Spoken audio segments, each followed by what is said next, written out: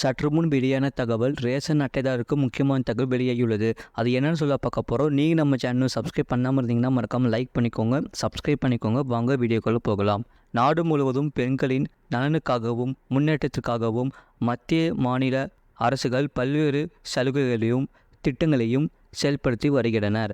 அந்த வகையில் பெண்கள் சுயமாக சம்பாதிக்க பெண்கள் மேம்பாட்டு கழகத்தின் கீழ் இந்திய அரசால் அறிமுகப்படுத்தப்பட்ட திட்டம்தான் உத்யோகினி திட்டம். இந்த திட்டமானது தொழில் முனைவோர் தொழில் தொடங்க தேவையான நிதி உதவியை பெற ஊக்குவிக்கிறது. பெண்கள் தொழில் செய்வதற்கு இந்த கடனை பயன்படுத்தி பல்வேறு துறைகளில் தங்கள் தொழிலை தொடங்க பயன் உள்ளதாக இருக்கும். அரசு வங்கிகள் உட்பட நிதி நிறுவனங்களுக்கு சமூகத்தின் பல்வேறு பெண்களுக்கு வட்டியில்லா கடன் வழங்க முடிவெடுத்துள்ளது. கடன் தொகை இந்த திட்டத்தில் அதிகபட்சமாக 3 லட்சம் ரூபாய் வழங்கப்படுகிறது.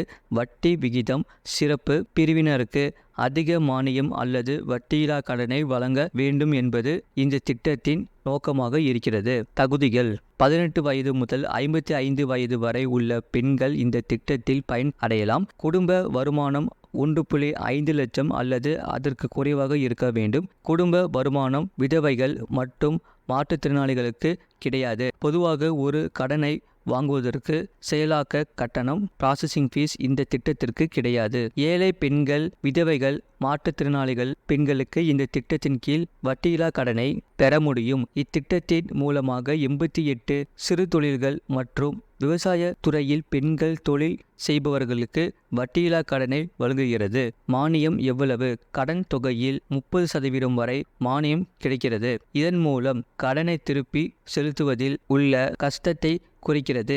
தேவையான ஆவணங்கள்: ஆதார் அட்டை, பிறப்பு சான்றிதழ், பாஸ்போர்ட் அளவு புகைப்படங்கள் 2, சாதி சான்றிதழ், வருமான சான்றிதழ், வங்கி புத்தகத்தின் நகல். விண்ணப்பிப்பது எப்படி? இந்த திட்டத்திற்கான விண்ணப்பங்கள் அந்தந்த மாவட்டத்தின் மகளிர் நல மேம்பாட்டு நிறுவனத்தில் பெற்று பூர்த்தி செய்து தேவையான ஆவணங்களை இணைத்து விண்ணப்பிக்க வேண்டும். இது போன்ற செய்திகளை உடனுக்குடன் அறிந்து கொள்ள மறக்காம சேனலை சப்ஸ்கிரைப் செய்யுங்கள், மற்றவர்களுக்கு தெரியப்படுத்த ஷேர் செய்யுங்கள்.